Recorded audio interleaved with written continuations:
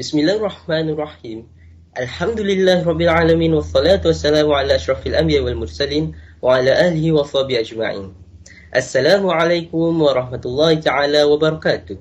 Salam ukhuwah, salam kasih sayang dan salam satu Malaysia. Warga dewan sekalian, bersyukur kita ke hadirat Allah Subhanahu wa taala kerana dengan izin serta limpah kurnia daripadanya dapat kita bertemu lagi dalam gelanggang forum siswa bersama saya Muhammad Syahid Hafizi bin Salim selaku moderator pada petang yang berbahagia ini. Hadirin yang dirahmati Allah sekalian, sebelum saya memperkenalkan ahli-ahli panel kita pada hari ini, kita sedia maklum, dewasa ini masalah perceraian dalam kalangan pasangan yang sudah berkahwin, lebih-lebih lagi yang baru berkahwin boleh dikatakan berada dalam tahap yang agak membimbangkan semua masyarakat. Justeru masalah ini perlu dilihat dalam skop yang lebih besar jika ianya ingin diselesaikan. Sesuai dengan tajuk forum kita pada kali ini berkenaan isu talak terhadap orang kurang upaya. Isu inilah menjadi kunci utama yang ingin kita gunakan sebagai pembuka pintu-pintu kebahagiaan dalam kalangan pasangan orang kurang upaya. Sebelum mengupas tajuk ini dengan lebih mendalam, terlebih dahulu mari kita berkenalan dengan 4 ahli panel kita pada hari ini. Jangan ragu dan jangan risau kerana warga dewan sememangnya tidak asing lagi dengan panel-panel kita pada hari ini. Baiklah, ahli panel pertama nampak garang tetapi berbunga sentiasa hatinya, Saudari Fatin Mulisa binti Nizamuddin. Apa khabar saudari? Alhamdulillah saya sihat. Tuan Moderator, apa khabar, sihat? Alhamdulillah saya sihat juga. Seterusnya ahli panel kedua, ayu sentiasa budi bicaranya, Saudari Nur Syahadah binti Muhammad Sabri. Selamat datang saudari, apa khabar? Alhamdulillah sihat. Syukur Alhamdulillah sihat sentiasa. Yang berikutnya ahli panel ketiga, berbaju putih kelihatan suci sekali, Saudari Nur Ilya Amani binti Abdul Ghaffar. Selamat datang saudari, apa khabar saudari? Alhamdulillah saya sihat walafiat. Yang berikutnya ahli panel di hujung sana, panel keempat kita. Nampak pemalu tapi bijak berkata-kata, Saudara Muhammad Nu'man bin Muhammad Osman. Selamat datang saudara, apa khabar saudara? Alhamdulillah, baik saudara. Baik, selamat datang diucapkan kepada keempat-empat ahli panel kita pada hari ini. Mencari timba si anak dara di bawah sarang burung tempua. Salam sembah pembuka bicara, selamat datang untuk semua. Baik, sebelum saya menyimpang dengan lebih jauh, soalan saya pada panel pertama. Diharapnya bersedia ya. Apakah definisi atau maksud sebenar berkenaan talak dan orang kurang upaya, dan juga adakah orang kurang upaya itu dibenarkan untuk berkahwin? Dengan segala hormatnya dipersilakan Saudara Fatin untuk berkongsi. Terima kasih kepada Tuan Moderator.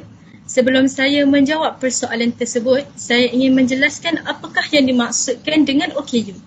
Menurut Wikipedia, kelainan upaya merupakan istilah yang meliputi gangguan, keterbatasan kegiatan dan pembatasan penglibatan. Gangguan yang dimaksudkan di sini adalah masalah pada fungsi tubuh atau strukturnya. Keterbatasan kegiatan adalah kesulitan melaksanakan sesuatu tugas dan pembatasan penglibatan adalah masalah dalam situasi kehidupan.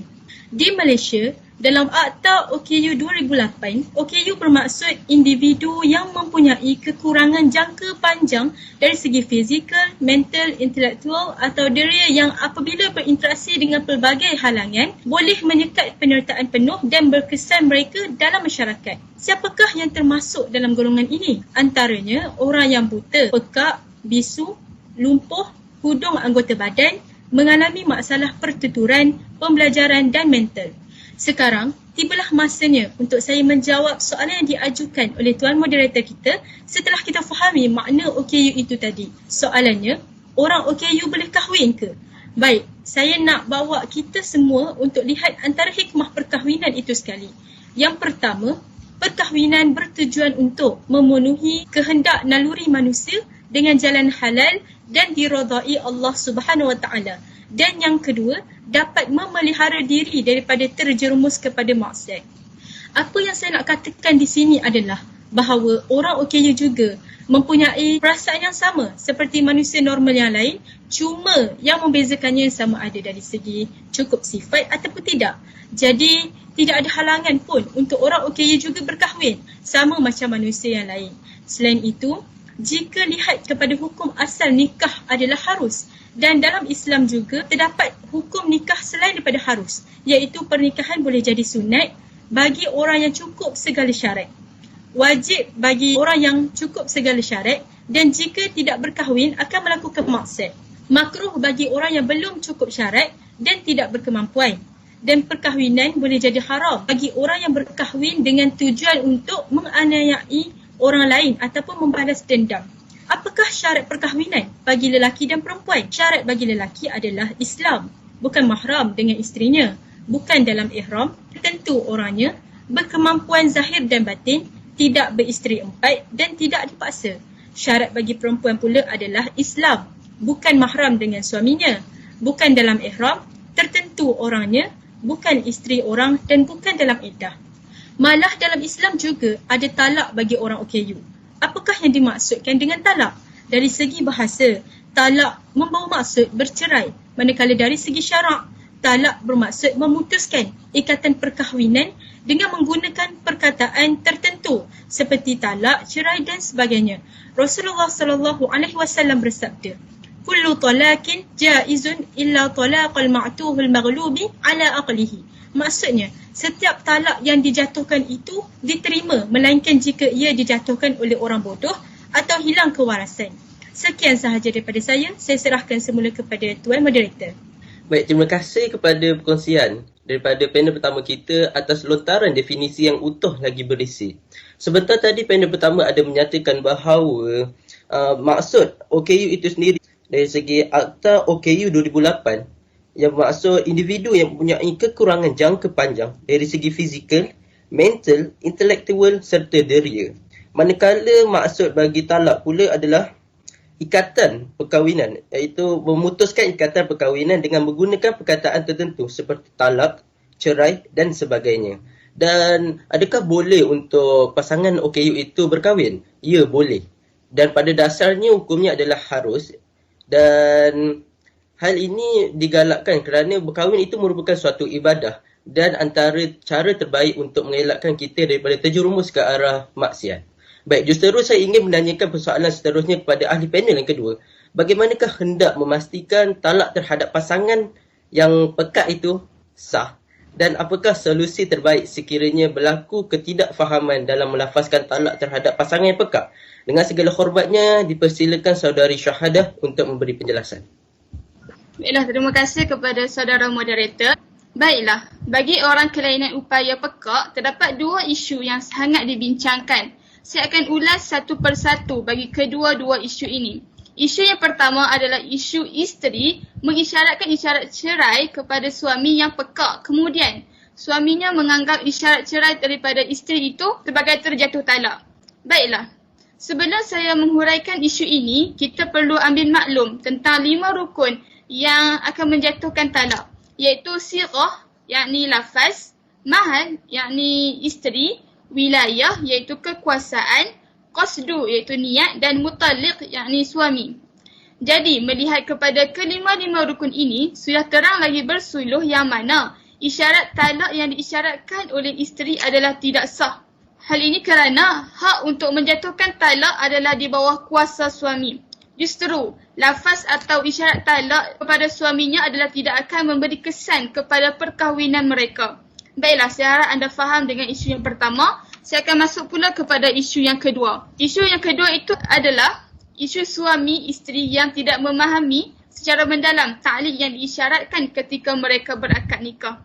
Sebelum itu, apa itu ta'liq? Cerai ta'liq adalah lafaz cerai yang dikaitkan dengan suatu janji yang telah dibuat oleh suami selepas akad nikah disempurnakan. Sekiranya si suami melanggar lafaz ta'liq yang telah dibuat, maka terjatuhlah talak ke atas isterinya. Jadi, bagi isu ini, si suami hanya membuat isyarat ta'liq selepas akad nikah berlangsung seperti orang lain, namun dia sendiri tidak memahami isyarat yang dia lakukan. Maka di sini akan timbul kekeliruan kepada si isteri apabila si suami melanggar ta'liq yang dibuat sama ada sudah terjatuh talak atau belum ke atasnya. Hal ini kerana si suami akan berkelakuan seperti pasangan suami isteri seperti sedia kala walaupun selepas dia melanggar ta'liq yang telah dibuat. Jadi solusinya di sini, sekiranya berlaku keadaan seperti ini kepada pihak isteri hendaklah tampil ke mahkamah syariah untuk membuat aduan atau memohon penceraian. Jadi dari situ, pihak yang bertanggungjawab akan mula membuat siasatan. Sekiranya aduan isteri adalah benar, maka mahkamah akan mensabitkan suami telah melanggar lafaz ta'liq tersebut dan akan gugur ta'liq yang telah dibaca semasa akad nikah dahulu. Justru, saya ingin simpulkan di sini, bagi pasangan, tak kiralah sama ada pasangan tersebut tu normal ataupun berkelainan upaya yang berhajat untuk melangsungkan perkahwinan, mereka ini seharusnya memahami secara mendalam terlebih dahulu asas-asas ilmu dalam fiqh munakahat. Baiklah, sekarang itu sahaja daripada saya. Saya serahkan kembali kepada saudara moderator. Terima kasih. Baik, terima kasih kepada panel kedua atas pandangan yang amat bernas sebentar tadi. Sekarang sudah terang lagi bersuluh bahawa sebenarnya terdapat cara untuk memastikan talak itu sah sekiranya berlaku ketidakfahaman, iaitu isteri perlu menampilkan diri kepada mahkamah syariah untuk membuat sebarang penyiasatan atau untuk menuntut talak itu sendiri, dan kemudian pihak mahkamah syariah akan membuat penyiasatan.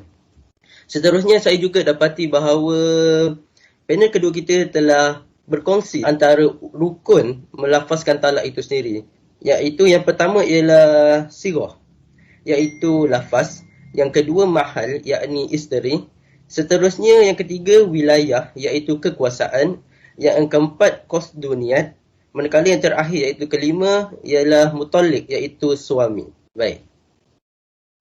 Jika dua orang panel kita tadi menerangkan tentang definisi talak dan OKU serta menghuraikan dengan selengkapnya tentang talak terhadap pasangan yang pekak, saya ingin meminta pendapat panel ketiga tentang soalan seterusnya yang lebih kurang sama dengan soalan yang diajukan kepada panel kedua, tetapi yang membezakannya adalah jenis pasangan tersebut. Soalannya, bagaimanakah hendak memastikan talak terhadap pasangan yang bisu itu sah, dan bolehkah saudari untuk berkongsi beberapa pendapat para ulama untuk mendapatkan solusi terbaik sekiranya berlaku ketidakfahaman dalam melafazkan talak terhadap pasangan yang bisu? Dengan segala hormatnya, dipersilakan saudari Ilya Amani untuk berkongsi dan memberi penjelasan. Okey, baiklah. Bismillahirrahmanirrahim. Terima kasih saudara moderator. Isu yang saya bawakan adalah talak bagi orang bisu. Seperti yang kita sedia maklum, orang normal diterima lafaz talaknya di sisi para fuqaha dengan dua cara, iaitu secara jelas dan kiasan. Walaupun begitu, bagaimana pula dengan talak bagi orang bisu yang menggunakan isyarat untuk menjatuhkan talak? Okey, baiklah. Secara umumnya, tidak diterima talak yang dilafazkan oleh orang bisu yang menggunakan isyarat yang tidak difahami atau tidak memberi maksud yang jelas di sisi para fuqaha. Walaupun begitu, terdapat beberapa ulama yang menerimanya jika isyarat tersebut membawa maksud yang jelas. Antara sebab-sebab berlakunya perbezaan pendapat adalah kerana ulama mempunyai perbezaan dalam menentukan takyif yang sesuai bagi isyarat. Yang pertama adalah isyarat yang jelas boleh menggantikan ucapan. Yang kedua, membezakan antara bisu sejak lahir dengan orang normal yang menjadi bisu. Yang ketiga, tulisan lebih kuat untuk menyampaikan maksud sebenar seseorang berbanding dengan isyarat. Saya akan kongsikan beberapa pendapat yang membahaskan isu ini. Pendapat yang pertama diambil daripada mazhab Hanafi. Mereka berpendapat orang bisu sejak lahir adalah berbeza dengan orang normal yang menjadi bisu. Bagi pendapat ini, mereka menerima isyarat talak orang bisu sejak lahir dengan syarat isyarat tersebut boleh difahami dan disertai dengan suara. Namun, mereka tidak menerima isyarat talak yang dilakukan bagi orang normal yang menjadi bisu. Hujah yang digunakan adalah hujah akal untuk menyokong pendapat mereka. Mereka menyatakan bahawa jika seseorang itu berkebarangkalian untuk bercakap adalah tinggi, maka dia tidak boleh menggunakan isyarat untuk menjatuhkan talak kerana dia tidak termasuk dalam kategori orang bisu. Namun, jika pasti orang itu akan bisu sehingga akhir hayatnya, maka hukumnya sama seperti orang bisu, iaitu boleh menjatuhkan talak menggunakan bahasa isyarat. Okey, pendapat kedua adalah pendapat ini diambil daripada mazhab Maliki yang menerima isyarat talak daripada orang bisu dengan syarat isyarat tersebut boleh difahami. Bagi pendapat kedua ini, mereka menggunakan dua hujah dari pelbagai rujukan untuk menguatkan pendapat mereka. Hujah yang pertama adalah hujah daripada kias. Mereka mengkiaskan isyarat orang bisu yang boleh difahami dengan tulisan. Yang kedua, mereka mengkiaskan isyarat orang bisu yang boleh difahami dengan ucapan daripada orang normal. Hujah daripada maqasid syariah pula, diterima isyarat talak yang diberikan oleh orang bisu bertujuan meraihkan prinsip maqasid syariah berdasarkan dua perspektif yang berikut. Yang pertama, orang bisu juga mungkin memerlukan perceraian atau talak. Yang kedua, bahasa isyarat juga menjadi bahasa rasmi bagi golongan OKU yang bisu. Pendapat yang ketiga, pendapat ini telah direkodkan oleh mazhab Syafi'i dan Hambali.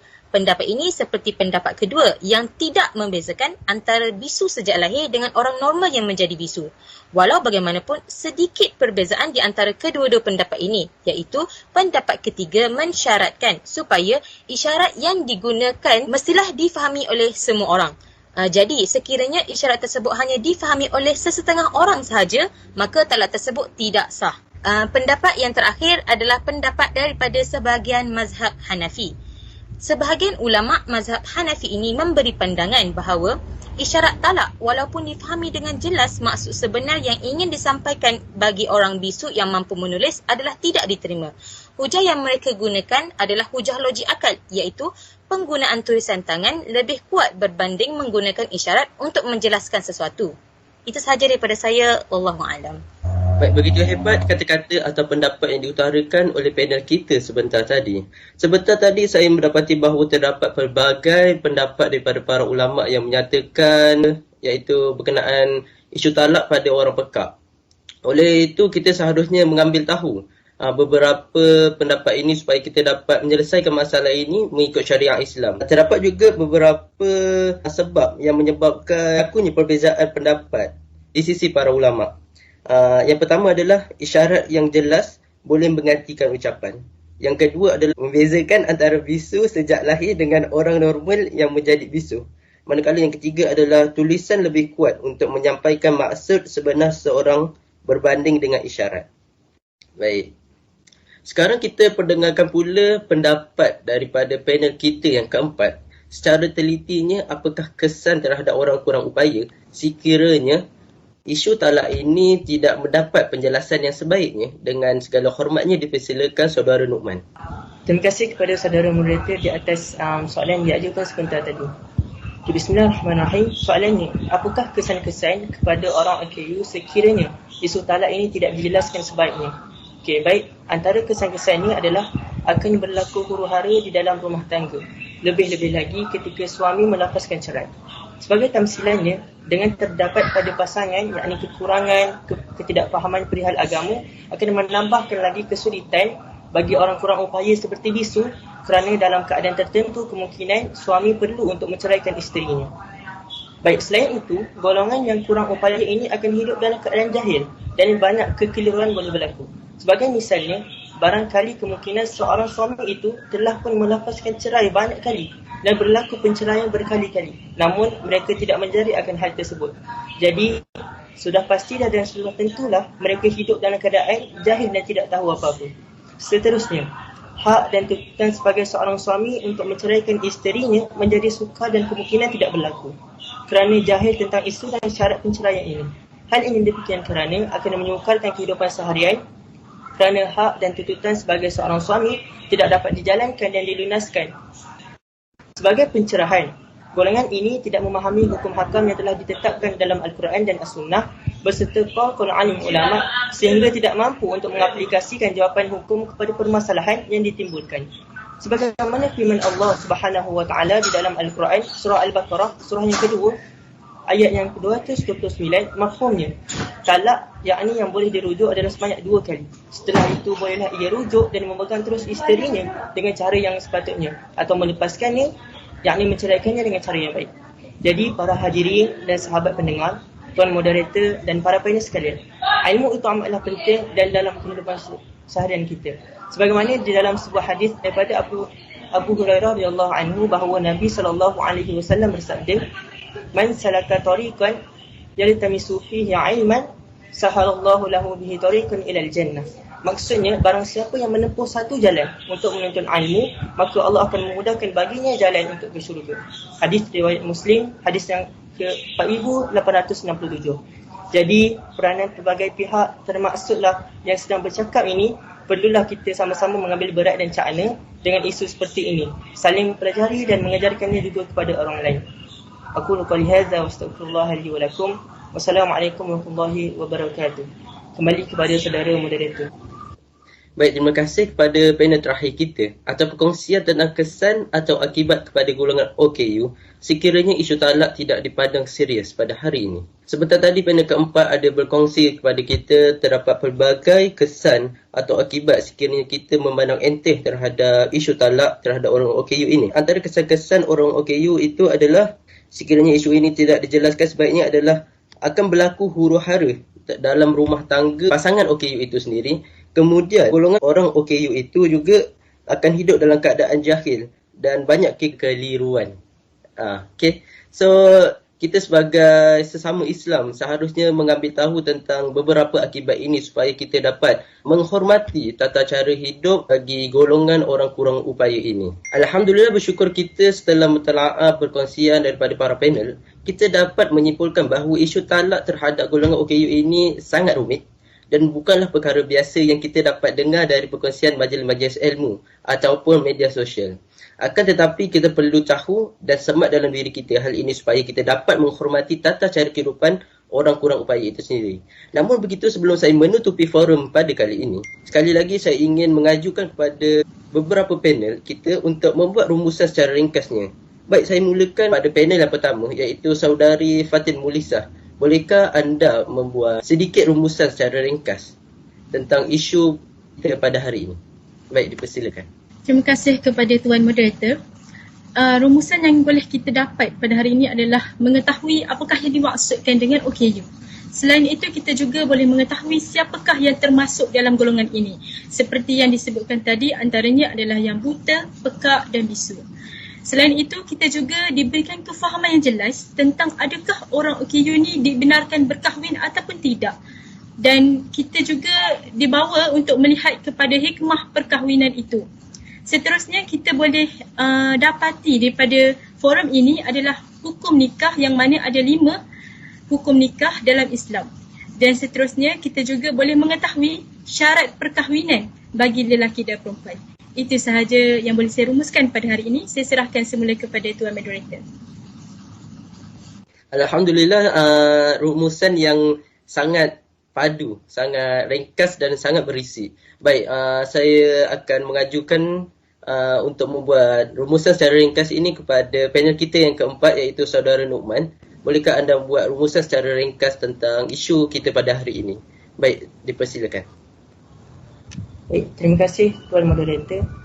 Sedikit kesimpulan daripada pihak saya sendiri setelah saudari Fatin Mulisah memberi kesimpulan yang sangat berisi. Jadi sedikit keputusan daripada diri saya sendiri. Berdasarkan isu yang kita bincangkan sebentar tadi, sudah terang lagi bersuluh, isu ini sangat-sangat penting untuk kita kaji dan mengambil cakna, yakni sebagai manusia yang dijadikan Allah pada kita sebagai khalifah di muka bumi ini, hendaklah dan wajiblah bagi kita untuk mengkaji dan menyembah sebanyak mungkin ilmu agar kehidupan akan lebih berkualiti dan harmoni. Ingatlah, sahabat semua, ilmu itu ibarat pelita yang akan menyari seluruh kehidupan kita semua. Itu sahaja daripada saya. Aku qali hadza wa astaghfirullah li wa lakum. Wassalamualaikum warahmatullahi wabarakatuh. Kembali kepada saudara moderator. Alhamdulillah, kita dapat dengari rumusan yang cukup ringkas tapi sangat berisi. Baik, terima kasih saya ucapkan kepada keempat-empat ahli panel kita kerana sudi hadir dan sudi menyuarakan beberapa pendapat masing-masing. Moga apa yang kita dapat hari ini tidak sekadar masuk telinga kanan, keluar telinga kiri. Nampaknya masa amat menceburi kita. Sebelum berakhir, mari kita sama-sama menepuk tangan untuk diri sendiri kerana berjaya dan tekun mendengar perbincangan kita pada hari ini.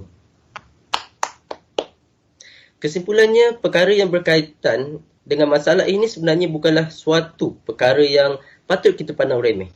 Setiap individu mempunyai tanggungjawab dalam membendung kemelut ini daripada terus menjadi barah. Sebelum mengakhiri bicara forum kita pada hari ini, terimalah serangkap pantun yang berbunyi, berakhir sudah forum kita, moga bersua tahun hadapan. Andai ada tersasul kata, salah silap mohon maafkan. Sekian sahaja untuk hari ini. Terkasar bahasa, tersilap bicara, mohon dimaafkan. Sekiranya yang baik itu datangnya daripada yang maha pencipta, dan yang kurang elok itu datangnya daripada kekhilafan diri kami sendiri. Wallahu alam. Saya akhiri forum remaja siswa kita pada petang ini dengan lafaz yang mulia. Wabillahi taufiq wa hidayah. Assalamualaikum warahmatullahi taala wabarakatuh. Sekian, terima kasih.